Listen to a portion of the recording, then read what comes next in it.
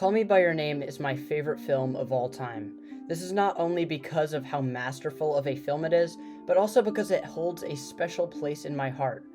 About 6 months ago, I made a video about this movie, and that video is by far my most viewed video to this day. And while almost all of the points I made in that video still hold up pretty well, I wanted to add a lot to what I said, and I decided to make a new video on it, this time covering the integral symbolism that makes this film such a soaring masterpiece. The film begins with a soft, fuzzy piano chord progression as the opening credits play. In the background, there are some pictures of some Greek statues that many speculated were the Hellenistic prints from the National Roman Museum. However, it seems clear that the one in the movie is not the same as the Hellenistic prints, given the different color, posture, and hair. Yet the statues are made out of Hellenistic bronzes. This was a later period in ancient Greek art where the body statues became very lithe and muscular, and seemingly more perfect than actual human bodies. I don't think the statues featured in the film are real. I'm not a classicist, so I have no justification for thinking it's not real, other than the fact that I can't find anyone discussing it by name or in specific terms. So I'm assuming it was made for the movie. But what is the significance of the statue in the film? Why is it in the opening credits? Well, that's simply because the statue represents the core of the film's theme being pederasty. The word pederasty is the anglicized version of the Greek word pederasthisa, which I am definitely not pronouncing correctly, which is defined as the love of boys. Pais meaning child or boy, and eristais meaning lover. The Greek practice of pederasty was a romantic and sexual relationship between an adult male, the erastus, and the younger male, the eromenos, usually in his teen years. Sound familiar? The film makes this explicit as well. The bronze statue of a youth emerging from the sea is a symbol of the eromenos, an eroticized body of a boy who very much resembles Elio in its physique. The scenes of Oliver tracing the lips of the statue and then the lips of Elio forms the direct connection between Elio and the eromenos statue that is pulled out of the sea. The statue is Elio, or Elio is the statue, which makes the following scene of Elio reaching a truce with Oliver meaningful. Elio is shaking Oliver's hands, but through his own, in the arm of the statue that Oliver is holding up. This scene specifically evokes the central theme of Call Me By Your Name, which is finding themselves in each other and being one and the same person. Furthermore, Elio is securing a truce with Oliver, but also forming one with himself of their relationship to come.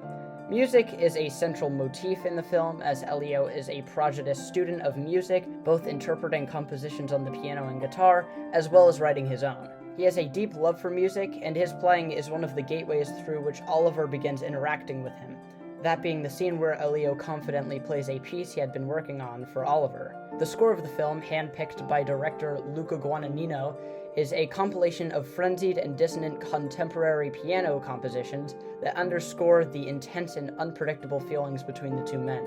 The notorious Peach scene, that was the very scene where I decided that this was not a great movie for the family, is also a fantastic use of symbolism. In this scene, Elio ejaculates into said peach, which is much more necessary and deep than it might seem. The Perlman's house is located in an abundant orchard filled with fruit trees.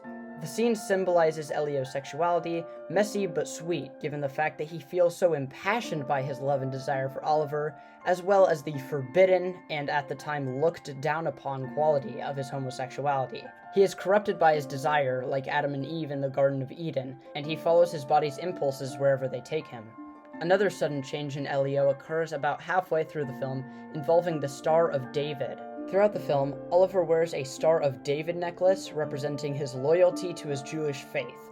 In one conversation between them, Elio tells Oliver that he used to wear one, but that his mom told him that they were Jews of discretion, meaning that she would like to avoid any offense or controversy by wearing the symbol. So he stopped. However, after beginning an affair with Oliver, Elio begins wearing his Star of David necklace again, a personal detail which his mother notices.